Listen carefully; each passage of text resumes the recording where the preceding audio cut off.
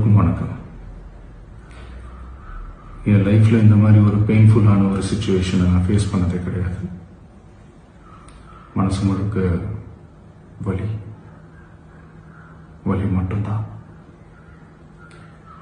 இந்த சுற்றுப்பயணத்தில் என்னென்ன மக்கள் பார்க்க வராங்க, அதுக்கு ஒரே ஒரு காரணம் தான், அவங்க என் மேலே வச்சிருக்கிற அன்பும் பாசம்.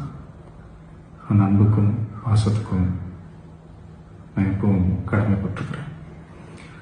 அதனால தான் இந்த சுற்றுப்பயணத்தில் மற்ற எல்லா விஷயங்களையும் தாண்டி மக்களுடைய சேஃப்டி, அதில் எந்த காம்ப்ரமைஸும் பண்ணிடக்கூடாதுன்றதுக்காக தான் அது என் மனசில் ரொம்ப ஆழமாக இருக்கும் அந்த எண்ணம்.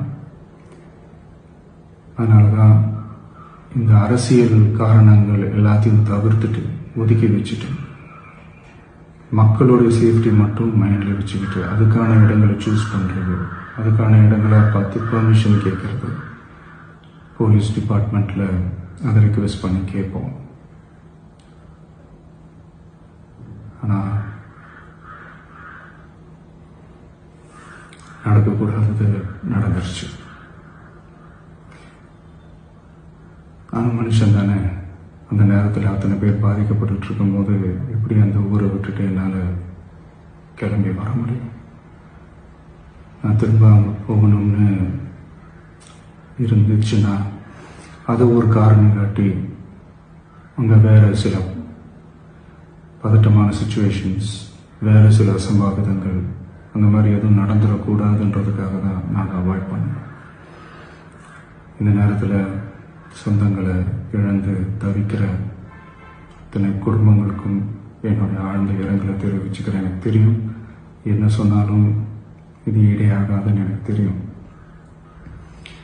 ஹாஸ்பிட்டலில் ட்ரீட் பண்ணிகிட்ருக்கிற எல்லாருமே சீக்கிரமாக க்யூர் ஆகி வரணுன்றதை இந்த நேரத்தில் நான் வேண்டிக்கிறேன். கூடிய சீக்கிரமே உங்கள் எல்லாரையும் நான் சந்திக்கிறேன்.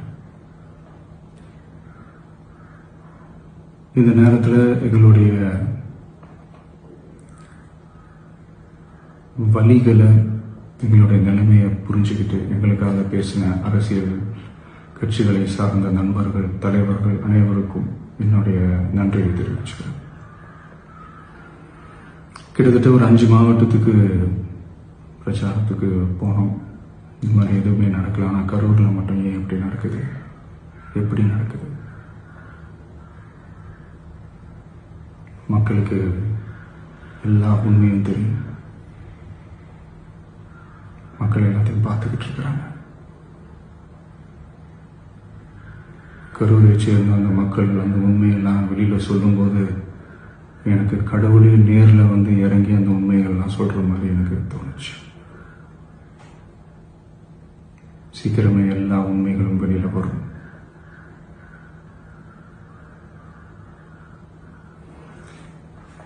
எங்களுக்கு தரப்பட்ட இடத்துல நாங்கள் போய் அந்த ஸ்பாட்டில் நின்று நாங்கள் பேசிட்டு வந்தோம். அதை தாண்டி எந்த தவறும் எங்கள் சைடில் நாங்கள் எதுவுமே செய்யலை. பட் இருந்தாலும் எங்கள் கட்சியை சேர்ந்த நிர்வாகிகள், தோழர்கள் மேலே எஃப்ஐஆர், அது மட்டும் இல்லை சோஷியல் மீடியாவை சேர்ந்த நண்பர்கள், தோழர்கள், அவங்க மேலே எஃப்ஐஆர்லாம் போட்டு இப்போ பிடிச்சிக்கிட்டு இருக்கிறாங்க.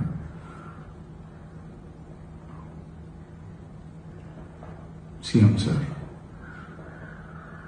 உங்களுக்கு ஏதாவது இந்த பழி வாங்கணும் அப்படின்ற எண்ணம் ஏதாவது இருந்துச்சுன்னா என்ன வேணாலும் பண்ணுங்க. அவங்க மேலே கை வைக்காதீங்க.